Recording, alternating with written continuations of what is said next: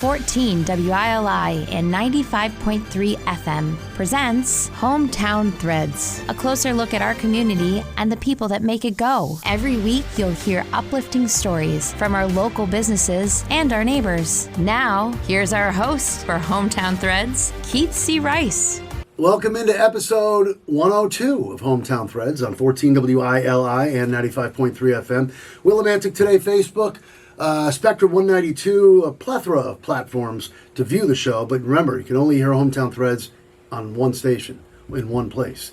Every Tuesday, 5:05 to 5:30 on WILI. And of course, that all comes your way, courtesy of our friends at Liberty Bank. Be community kind with 3 great local locations.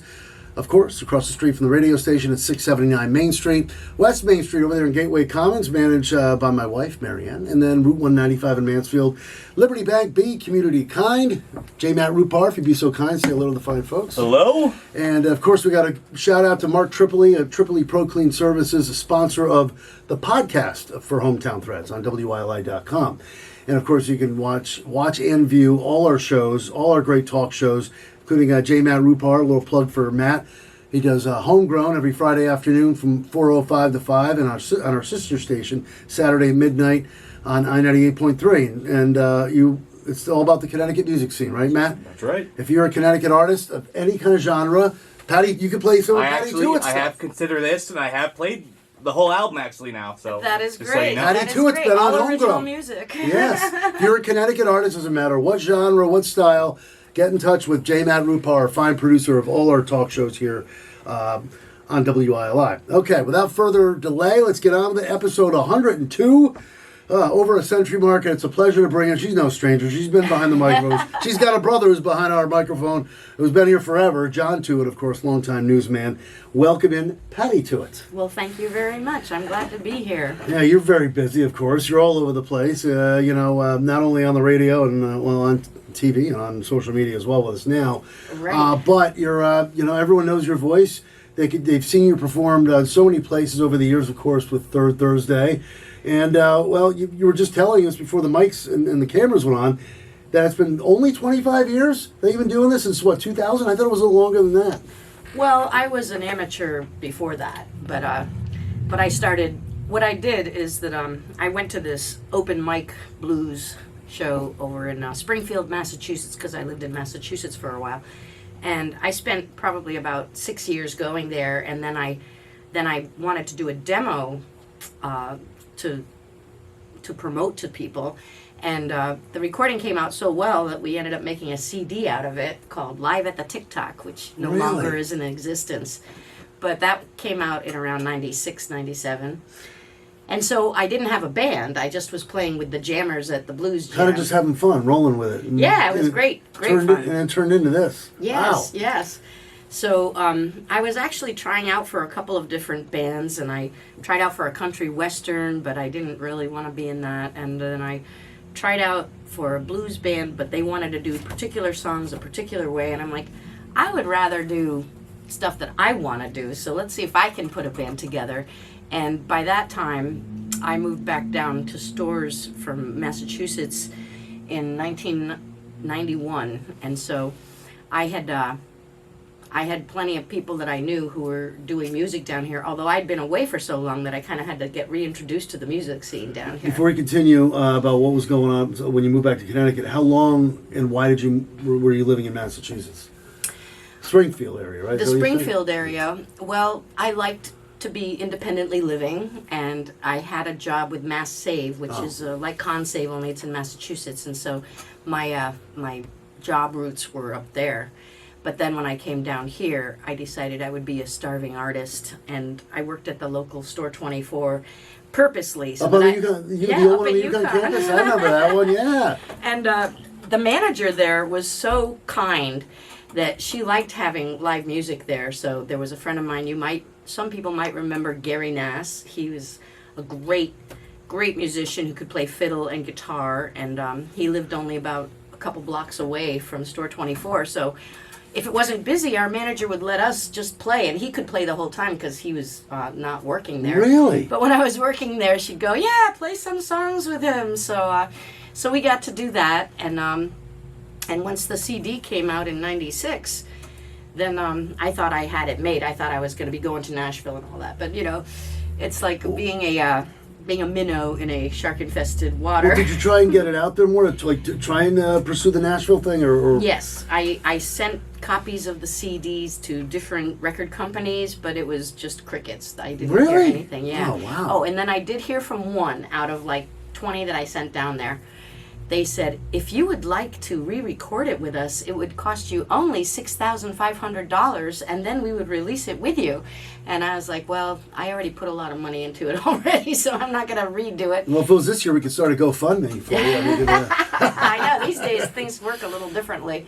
So that's what, really? So this is back in the mid-'90s still? When that was happening? And then towards the end of the 90s, I think I actually started a band in 99, but I didn't get us out until about the 2000. And one of our first gigs was playing at the Third Thursday. That was one of the first gigs. Yeah. With your band. Now this is... Well, no, it wasn't one of our first gigs because she knew about us playing around town. We were playing a lot in the local area, and so she wanted to have a band that had somewhat of a name. Okay, so what were some of the local places you were playing besides outside of work and stuff like that? Like before you, Outside of Store on the 24? sidewalk. No, but before you get into Third Thursday, like you said, you played at some local places, such as... Well, let's see. Gosh, now it's going to be hard to... Yeah, the it's been a Victorian while. Lady. Oh, the Victorian Lady, of course. I played there quite a bit for Really? a while. Yeah. Wow. And I only had like a duo or trio at that time. I didn't really have a full band, but... You're doing blues mostly at that point? Or? Yes, Okay. I wasn't doing much in the way of originals because one thing about myself is that I was actually really, really shy. I call myself an extroverted introvert, that I am happy to meet up with people and say hi and all that, but I get really shy if it gets into any kind of deeper conversation when I'm at a gig because my thoughts are all about what am I going to play next? How's the next set going to go? What should I do with this part of that?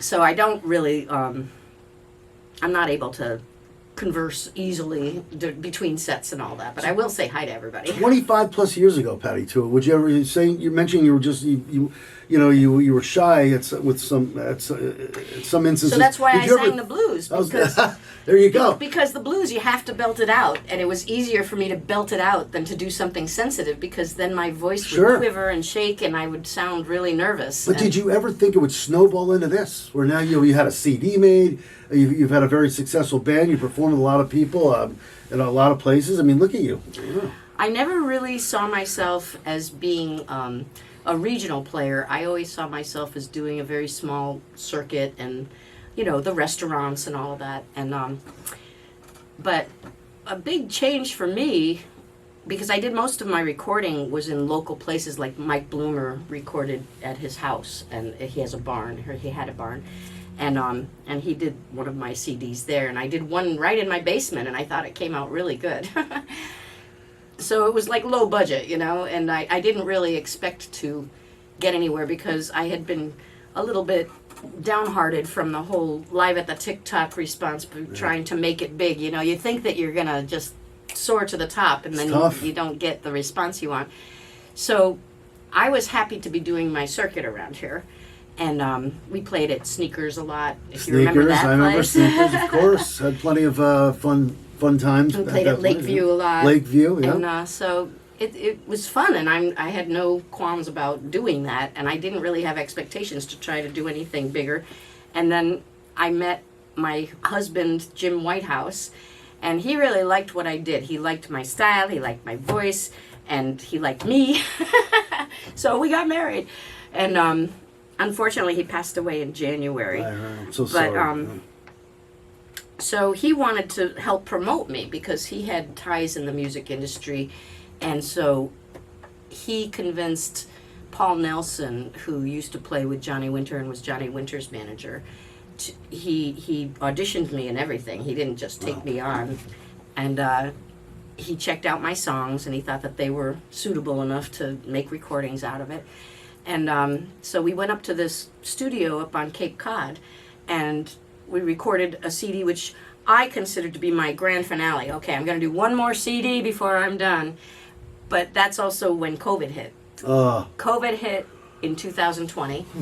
And so we did the first CD, and then it was still kind of hard to get around a lot. So that summer, while we were playing all of the stuff from the Consider This CD, I ended up being inspired to write a whole bunch of other songs. And I had an old song that I always wanted to redo, so we did that. Really?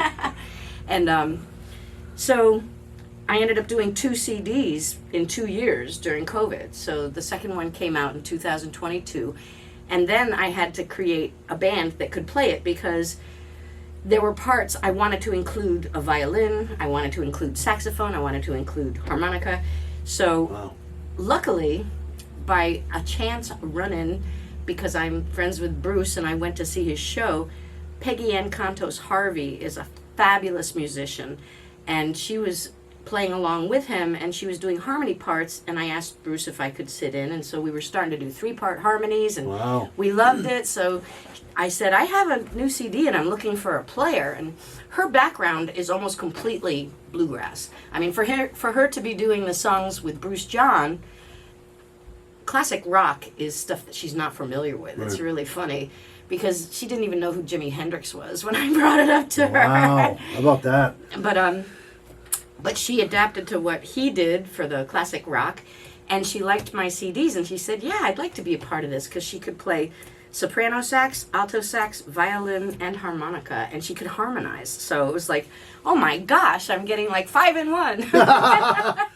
Oh my God! So Patty Tuite's with us here on Hometown Threads on WILI and Willimantic today, and Spectrum 192, brought to you by Liberty Bank. Be community kind. Take us through what's it like to be a songwriter, because you're sitting around having lunch one day and go, "Ooh, I got an idea." How does it pop into your head? Do you have to discipline yourself? Say, "I got to write this." I always wondered, what does it take to be a songwriter too? I think for different people, it comes around differently. But for me, most of the time, a lot of times it's when I'm going to bed or I've gone to bed and I'm not sleeping yet, and then the ideas will start flowing, and I'll have ideas for lyrics, or I'll have ideas for a subject matter, or I'll be feeling emotional about something, and it's like, okay, I'm going to write about it. And sometimes I only get a verse out, sometimes I write the whole song, but most of the time it's lyrics. Occasionally I'll have a riff that kind of just stays in my head, and I will write around that. Wow. There's one that was in the shower that was da da da da da da da da boom boom da da da da da da da, and that ended up being a song called "Enough to Survive." That was started in the shower. Is that what you're saying? That's where we Yeah. sing our best songs. By the way. I know. Well, you're I'm a great uninhibited shower in the singer. shower, right? So Wow. yeah, and that song, I really like it because I wrote it a while back, and it was about politicians and barely making enough to survive. And you'd think that having written it like 10 years ago, that it wouldn't be as applicable now, but it's as applicable as ever. Look at you. How many songs have, off the top of your head, maybe you know the exact number, how many songs have you written in your 25 years of performing? I would say I have 50 plus. All right, 50 plus. And about 20 or 21 of them are from the last 2 years. So I Wow. had 30 before that. But I had CDs that, I could still call them CDs. I know that we don't even use CDs most of the Oh, time. we got them here in our studio. In fact, Yeah. your brother uses them on the Vinyl Frontier. Right, Yeah, right. So, yeah, we have them. Of course, we have vinyl. But, Right, he actually uses vinyl. I've seen Oh him yeah, do it. he uses a lot of vinyl. And he's got all these. Well, he's got vinyl under the people on the listening on the radio don't know what I'm pointing at right now. But under the console, all this vinyl belongs to John Tuite because he does the Vinyl Frontier, Patty's brother. Right. But by the way, as John, he comes sees you perform. I'm sure. I know he's Oh seen yeah, you a zillion he's times. he's a staunch supporter. He's Good. been really good, and it's so funny because he says this story now that it used to be that I was his little sister. Now he's my big brother. But it's really a lot of people ask me, "Is John Tuite related to you?" I'm like, "Yeah, he's my brother," and they're like, "I listen to him all the Yeah, time." what a great They voice. like WILI. So lucky to have John for all these years. Wanted to ask you too. Now let's get into Third Thursday because you were about to tell us. Well, Third Thursday, hard to believe, is a month away. The 2025 version. I know. You know, you and Bruce have been. I want to say you're one of the OGs, right? When it comes to Third Thursday performers. I was there the first year that they had it. Wow. And it's really expanded a lot since then. I think they only had 3 bands, and it was a lot more of a shoestring budget. And now they have They have the Winter Fest that goes on in the wintertime now, or actually this year it was in the spring, but it was still really You good. talking about the Blues Fest that Yeah. our friend Chris Beaudry put? Yeah, but they did a great job of that. You were part Oh of it. yeah, they raised a lot of money, and that makes a huge difference in what they can pay and how many bands they can have. Because, you can get grants and you can get sponsorships, but to raise the money so that you have a nice chunk of money to start with it makes a huge difference in being able to have the artists there that you want. I was all set to be there that night, but I had another commitment at the Elks that night for supporting my wife with the Seroptimus. But I saw video. I saw the people that showed up for that and the money that was raised. Excellent job. So now you're getting... Chris is the coordinator of all kinds of great things here. I might as well get into Chris now in the River Room because you're going to be a part of that. So the River Room is something that, it's going to be opening this coming weekend. Saturday night's the big one, the big opening night. And they're having a ribbon cutting ceremony at 11 o'clock in the morning, I believe. On Friday or Saturday? Was it Saturday's the opening night, but is Friday the ribbon cutting? Friday's the ribbon cutting, as far as I know. Of course, for those of you familiar with the radio station, it's literally a door and two doors down because we're at 720 Main Street, but also the station is on Riverside Drive. So behind the station is 50 Riverside Drive for the River Room. And they'll do the ribbon cutting Friday, as Patty and I just mentioned, and then opening night, big show plan. But what can you tell us, Patty, about the River Room? Because just a couple weeks ago, you, Chris, and I were outside just chit-chatting, but you've been painting, you've been rolling up your sleeves, helping Chris put this together, right? Yeah, well, it's really Chris's baby. I'm just volunteering my help as I can. And I've had other friends say that they'll join me again if he needs it. And, he's a man of vision. He sure is. I really am proud of him for doing that because, about 10 years ago we had a place that was Fred's Brickhouse Pizza, and all the musicians flocked there. It was like music every night of the week. Which is now Blondie's, yeah. Right. And unfortunately that closed, and the place that used to be the Victorian Lady was another venture that ended up closing. And then the Lucky Frog, that closed. Oh, I forgot about that. Yeah. So, like, a lot of these venues that were really popular and showcased the local talent, they all aren't here anymore. And so we're really in desperate need. So, like, we have the Shabu stage, which I think is wonderful. But we don't have any clubs around here Absolutely. that much. We have the French Club can have events. And Elks. The Elks Club has a lot of events. And but to have a place that's specifically oriented to be artist friendly and customer friendly, it's not the biggest place. I think that the capacity is 80 people.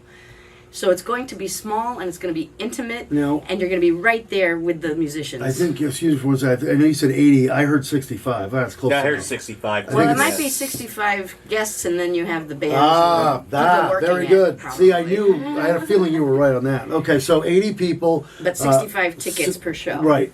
And go ahead. It's a very intimate scene, right? And yeah, I haven't seen it in its completion, but as you were saying, I went there when he was getting painting done, and so I picked up a brush and I did a lot of the gray trim. So when you see the gray trim, that's mine. Did you initial it? You should initial it down there. PT. Yeah, he'll have to have some kind of a green room wall or something. Well, this is so exciting. It is really exciting, and he's getting a lot of acts because not only is he good at coordinating things, but he's one of the best musicians in the eastern side of Connecticut, or even New England, if you ask me. He plays saxophone. And so he has a lot of contacts. He spent some years in New York City, and so he knows a lot of the jazz scene, but he's not making this room be just a jazz club. And it's not exclusive. He wants to have folk, he wants to have blues, he wants to have jazz, he wants to have funk. He wants to get good musicians is what he's looking for. And so I'm honored that he thought that I was good enough. He got us scheduled there for the solstice, June 21st. It's going to be so much fun. Have you, because I know Chris plays the sax, you just mentioned, so you play the blues. Have you guys ever jammed together? As a matter of fact, when we made the first CD, let's see, he didn't play the sax on the actual recording, but he played with us the first year that we were playing it out. And then he got so busy he couldn't commit to being in the band. But last year we had him sit in probably for about 2 or 3 gigs, and there was one where Peggy couldn't make it, so he was our saxophonist for 2 gigs. Oh, that. And he fit in like Flint. So he's always a treasure to play with. We're so lucky that it's his baby, and there's been a lot of people, including yourself, that have really rolled up their sleeves and helped him out. Of course, Danny, Spiral Arts, they're partners in this whole venture too. She runs Spiral Art Studio, and she's been a guest here on Hometown Threads, and it's just I can't believe we're coming up on the ribbon cutting and the opening night. And he's going to have a bar in there, I believe, too, from what I understand. Just a lot of great acts, and it's going to be so. Is it going to be something that's going to be open every weekend? By the way, do you know off the top of your head? I don't know what it will be like. I'm hoping that he'll have open mics during the course of the week. Yeah, and have his premiere acts on the weekends. That's what I'm envisioning. But you'd have to ask Chris for more of that, because I know that we talk about music and we talk about how exciting it is to have the room going on. But I haven't really gotten into the details besides for my own band. And I do want to plug my own band, by the way. Yes, please, go ahead. Let's talk about you the can go to pattytuit.com, and that has a homepage that has the 2 CDs that I was talking about, Consider This and Hard Case of the Blues. That's right on the homepage, and you can just scroll down and press play, and then you can listen to those two. But in the band, it's 4 women and a guy. Yeah, go ahead, talk them up. Mark Anuli plays bass, and he does background singing. And then Peggy Ann Contos Harvey, who I was describing before, plays 4 instruments. Now, Jan Youngden, she's a local famous artist. Yeah. She's great. And she plays 4 instruments as well. She plays accordion, she plays keyboards, she plays the keytar, if you know what that is. You sling it over your shoulder like a guitar. And she plays flute. And let me tell you, flute in blues or jazz is just phenomenal. It's really great. So we have like 8 different lead instruments with 2 people, so I'm really, really lucky to have that. And Judy Tompkins is on our drums, and everybody loves Judy. Judy just kicks it out there. Now, it's a total of how many again? 5. And how long has this Patty Tuit band been together, these members? Well, after Consider This, we had 1 configuration, and then when Hard Case of the Blues came out, we created this configuration with Peggy Ann, and gotcha. So it's all working out very well. Where can people find the CD and stuff? Where can people reach out and get I know that we'll get to where. Well, I'm on Facebook. I have a music page, or you can just message me on Facebook and I'll get you a copy, because you can go through the website, but it has all these fees, and if you're local enough, I can get it to you. So find Patty Tuit on Facebook. It's Tuite. Right? Yes. You got that right? Not Too. Tuite. You have a personal page, but did you have another music page? Is it 2 different pages? Yeah, if you go onto my regular page, then you can find the music page as well. Now, we know we'll see a bunch of times, I'm assuming Third Thursday, which starts next month. Are you on every month on Third Thursday? Or No, they usually try to keep it diverse. So we are scheduled for July. I'm not sure if we're going to be early or late or which stage we'll be on, but I know we're in July. All right, you know that. Now, where else can we see the Patty Tuit band besides Third Thursday? We'll be playing probably Willington Parks and Rec, but I don't have my calendar here, so I'm not sure when. Okay, I didn't think to do that. Sorry, I'm like not prepared. Well, that's another reason why to reach out to Patty on Facebook. She'll let you know where she's going to be and all that. I just didn't know if you knew off the top of your head. Yeah, and the website doesn't have all of our summer gigs on it because, unfortunately, my husband was in charge of all of the website stuff, and I'm working through that right now as we speak. We're getting different domain names and this and that. We're getting it all put together so that we can continue to have the website. I'm hoping that they don't take it down before I get this all done. Are you available at any time to fill in for your brother John on the news show? Because when there's a situation, I know, Matt, we're going to wrap this up in a second. He's too early for me. He is. He's in here at 4:30 every morning. We had a situation where I was gone and he was gone and Wayne was back, but who does news when there's no John or no Keith? So we had Art fill in. But we should get Patty to fill in. That's too early for you. I like to visit during the Vinyl Frontier. Yes, I've seen her pop in there. That's more my You should time. be more of a guest DJ on the Vinyl Frontier every now and then. Yeah, all right, maybe. Before we wrap this up, Patty Tuit from the Patty Tuit Band. You'll be looking for all spring and summer. She's even into the fall, and you perform in the winter too, right? You're all 4 seasons. Not a lot in the winter because a lot of us take breaks in the winter. Oh, okay, some people go south and some people go here and there. But the River Room will be the place to be, so you've got to make it down there. That's Check the it out. River Room, definitely, and it's opening this weekend. One more thing about the River Room. Is it fair to call it a mini Shabu? Because I didn't live through I wasn't alive, or I was way too young to remember the Shabu era, but all the stories I've heard, Lefty, your brother, whoever, I've heard Bruce John, it hasn't even opened yet. But could it turn into like a mini Shabu? Is that fair to say? I think it's a possibility. It's not the same size as Shabu. Oh, I know that. Shabu is much bigger, but it has black ceilings like Shabu Ooh. had. Shabu Did had... he do that on purpose, probably? I'm not sure. Chris is familiar with Shabu. I know he's younger got a than good me. atmosphere in there, and that's how Shabu had a great atmosphere too. And the stage is kind of low to the ground. It's a lot smaller. Everything is miniaturized from what Shabu was. But I actually found a red light that was in the ceiling. They had red lights in the ceiling at Shabu. Really? In the rubble after the fire. In the rubble you found? I found one, and I'm pretty sure I have it down in my basement. I'm going to see if I can give that to Chris to put up as a... Does he know you have it, or... Well, he knows now if he's seen it. Yeah, now he'll know. He watches this, he listens to the show, so... I've got to look for it, though, because, I mean, we're talking about a long time ago. Wow, And, how about that? but I That'd kept be it awesome. in my basement for a really, really long That time. is- So this might be the perfect opportunity to give it as a tribute to How about Shabu. that? Because I think he really does want to make it to be as desirable as I Shabu think that's what I was was. saying, the vibe. I know it's much smaller, but that's all I keep thinking in the back of my mind. What if this ends up to be something along those lines? Well, you know? yeah, you never know. I mean, as he gets better well, I shouldn't say better acts, but as he gets different acts from all over New England, it might be something that will really be a draw, you know? I mean, one of the great things about Shabu was that they were able to get a lot of bands that were going between New York and Boston and New York, and they Beaudry's could got stay those, there. He has those connections. Let me Right. tell you, he really does. Patty, thank you so much. Thank you for having Great me. to and, have you. Oh, it's going to be great to be... I hope that you're there at the Oh, river I'll be room there. over there. I'll see you at ribbon cutting and all that. Make sure you keep your eyes open and come on down to the River Room. It's all over Facebook. And, of course, Patty Tuite. That's Tuite, the Patty Tuite Band. Follow her music page, her personal page. Reach out to her if you have any questions.